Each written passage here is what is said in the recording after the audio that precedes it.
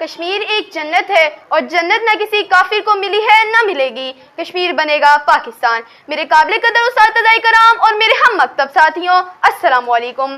صدر محفل، اس زرد برق روشن اور خوشگوار ماحول میں ایسے دردناک موضوع پر بولنے کا کہا گیا ہے جس کا درد اور اذیت اس ہنستے بستے خوشگوار ماحول کو افسردہ کر دے گا۔ کشمیر پاکستان کی شہرک ہے، اسے میں اپنا موضوع کہوں یا اس ملک میں رہنے والے ہر فرد کی آواز کہوں، تڑپتی سسکتی ماں کی چیخو پکار کہوں، یا اپنے سامنے بہنوں کی عزت تار تار ہوتے ہوئے دیکھتے بے بس بھائی کی آواز کہوں، اس معصوم بیٹے کی عزتداری کہوں جس کے سامنے بھارتی درندے اس کی ماں کو نوچ لیتے ہیں، یا اس ضعیف کی تڑپ کہوں جس کے سامنے اس کے ٹکڑے ٹکڑے کر دیے جاتے ہیں۔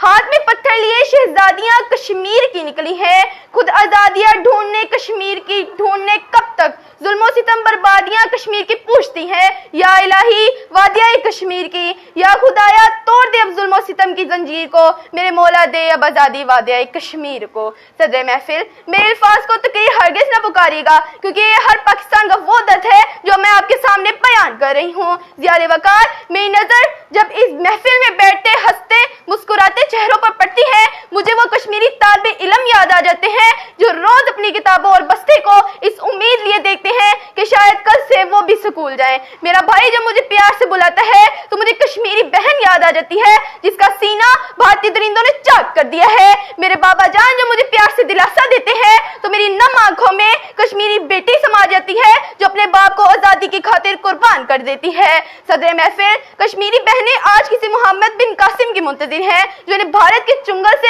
آزاد کروا سکے۔ قائد اعظم نے کہا تھا کہ کشمیر پاکستان کی شہرک ہے اور آپ کی شہرک کا یہ حال ہے کہ کشمیر کو ایسا گھر نہیں جس میں لاشیں نہ اٹھائی گئیں، کوئی ایسا خاندان نہیں جس کی عزت محفوظ رہی ہو۔ وہاں پر درندوں کی طرح ظلم کیا جاتا ہے، وہاں پر مائیں کسی صلاح الدین ایوبی کی آس لگائی بیٹھی ہیں۔